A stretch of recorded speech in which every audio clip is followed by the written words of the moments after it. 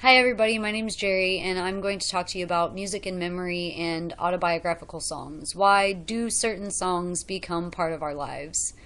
People identify themselves through music, and each person has an autobiographical soundtrack through emotional memories that correspond to certain songs. And people create emotional memories through different points and different aspects in their life, and they're completely unaware of them in the moment. Music can elicit emotions in people and create a sense of nostalgia. And due to emotional memories formed through music, people create these autobiographical memories that correspond to certain songs. First, we're going to look at how emotional memories are created while we're immersed in our feelings during the most significant moments of our lives. Music is important to most lives, and many events in one's life correspond to music. Weddings, dances during formative years, and funerals all employ music. These events all correspond with emotional memories. How is it that the song you danced to at your senior prom can play on the radio and transport you back in time to the moment you heard it on the dance floor so many years ago? Music is closely tied to emotions, and emotions are an integral part of memories. Music and emotions combined can create the phenomenon of nostalgia. In this assessment, we'll look at how certain songs become part of our lives through the use of music, memory, and emotions.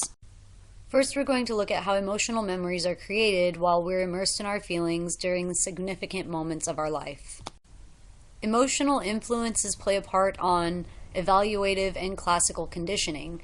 Through these two forms of conditioning, we're going to see how our emotions influence our memories. Emotional influences come into play with evaluative conditioning.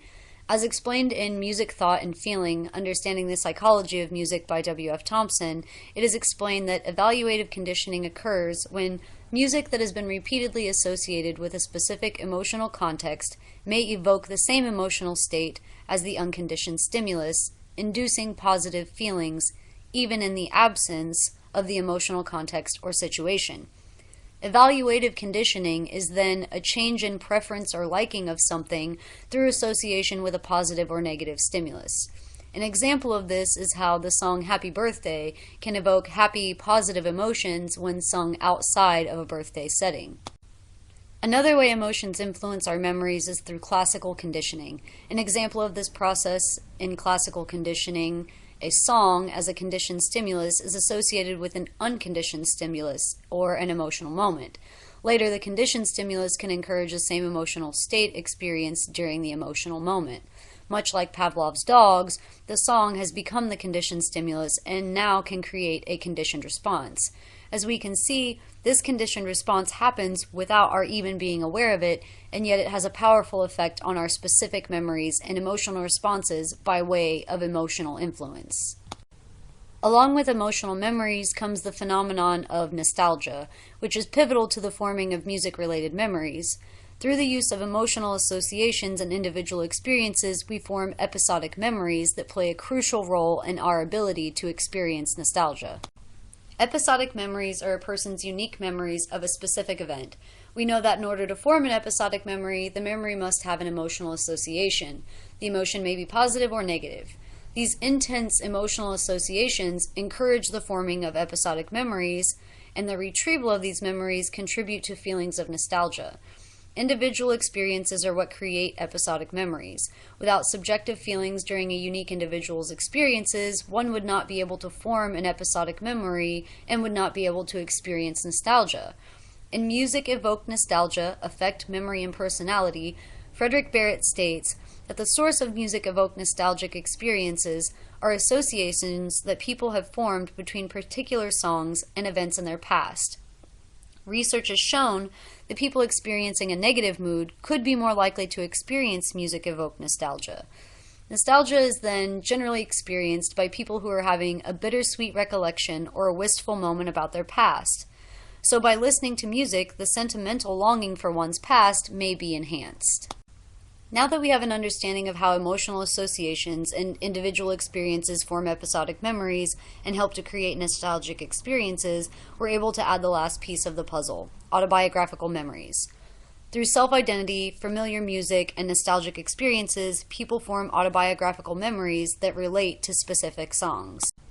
This is a scene from the movie High Fidelity. We can see that Rob is reorganizing his record collection and that he's doing it in autobiographical order. Both characters determine that this is very comforting.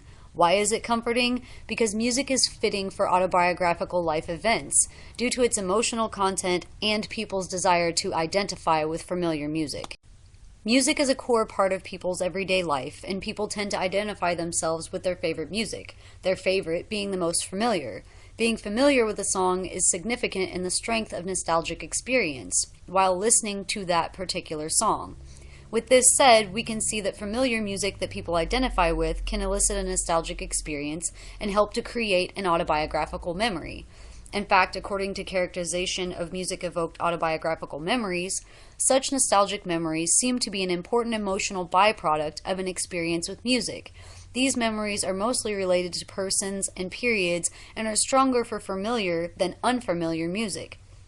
We can infer that the predominant reason that people are so involved in music is their desire to relive an event or emotionally significant part of their past. These nostalgic experiences with familiar music are a large part of one's self-identity, which feed each individual's autobiographical memories. People in all of their emotional moments form memories to familiar music that they have associated emotional personal meaning. The episodic memories that induce nostalgia in people's self-identity with particular familiar songs lead them to form autobiographical memories and individual soundtracks to their lives. Seeing how all of these aspects combine to create autobiographical memories, we're now able to understand how music is an integral part to each unique individual life. Your episodic memory and nostalgic experiences through your personal identity with your favorite music has created an autobiographical soundtrack to your life.